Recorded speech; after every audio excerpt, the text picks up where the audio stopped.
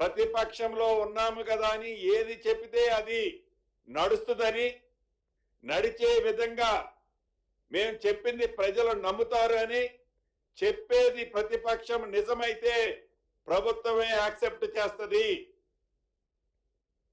అబద్ధాలను నిజం చేయటానికి చెప్పిందే 100 సార్లు చెప్పి ప్రజలను మెబ్బపెట్టాలని రాష్ట్ర ప్రభుత్వం రేపు దేశానికి ఆదర్శంగా ఒక రోల్ మోడల్గా ఈ సర్వే కార్యక్రమాన్ని చేపడితే దీన్ని అప్రిషియేట్ చేయాల్సింది పోయి విమర్శిస్తూ రాజకీయ లబ్ధి పొందటం కరెక్ట్ కాదని ఈ వేదిక ద్వారా ప్రతిపక్షాలకు కూడా తెలియజేస్తున్నాను.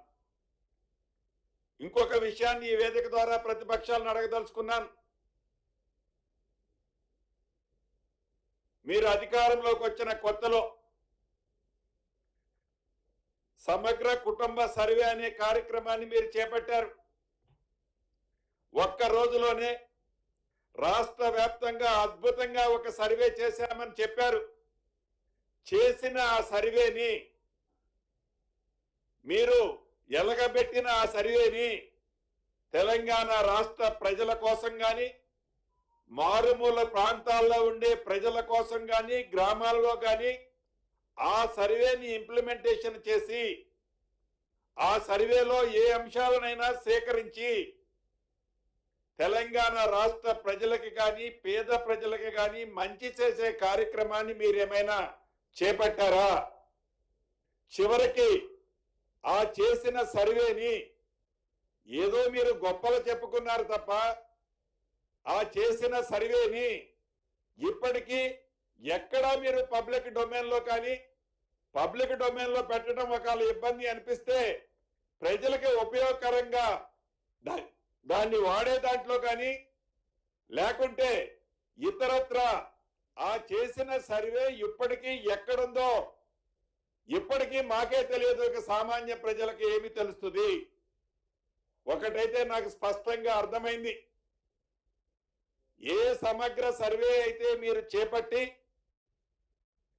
ఇది ప్రజల మంచి కోసం చేస్తున్నామని ఆనాడు చేపట్టిన సమగ్ర సర్వే ద్వారా ప్రజలకు సంబంధించిన ఆస్తులని ఐడెంటిఫై చేసుకొని మీరు అధికారంలో ఉన్నప్పుడు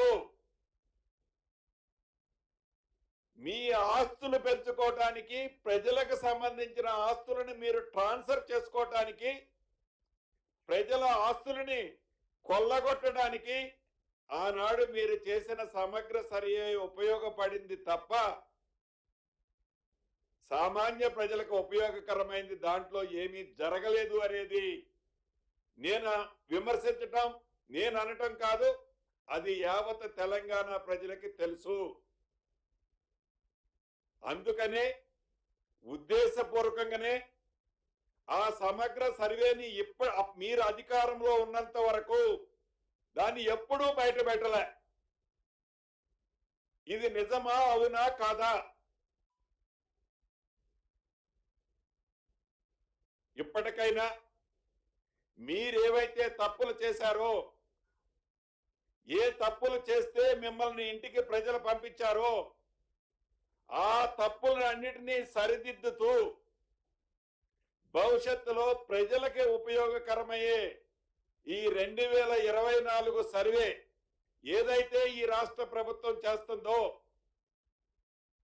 దానిని మీరు సమర్థించకపోతే సమర్థించకపోయారు. ప్రతిపక్షంలో మంచి సూచనలు ఇంకేమన్నా ఉంటే ఇవ్వండి. ప్రజలని, సామాన్య ప్రజలని తప్పుదారి పట్టొద్దని మరొక్కసారి కూడా మళ్ళీ రీరిప్లై చేస్తున్నా. అంతేకాదు, ఈ 2024 సర్వేకి సంబంధించిన దాంట్లో ప్రతిపక్షంలో ఉన్న వారందరూ మీరందరూ కూడా తెలంగాణ రాష్ట్ర పౌరులే. గౌరవ మాజీ ముఖ్యమంత్రి గారు కేసీఆర్ గారు కానివ్వండి, బావామరుదులు కేటీఆర్ గారు, హరీష్ రావు గారు కానివ్వండి, వారందరూ తెలంగాణ రాష్ట్ర ప్రజలని అనుకుంటున్నాం మేమందరం. వారు కూడా ఈ సర్వేలో వారి కుటుంబానికి సంబంధించిన ఈ సర్వేలో తప్పకుండా నమోదా చేయించుకోవాలని తెలియజేస్తున్నా. సంతోషం. వారి కుటుంబ సభ్యురాలైన కవిత గారు ఈ సర్వేలో వారి కుటుంబాన్ని నమోదా చేసుకున్నందుకు వారికి రాష్ట్ర ప్రభుత్వ పక్షాన మంచి పని చేసినందుకు అభినందిస్తున్నాను.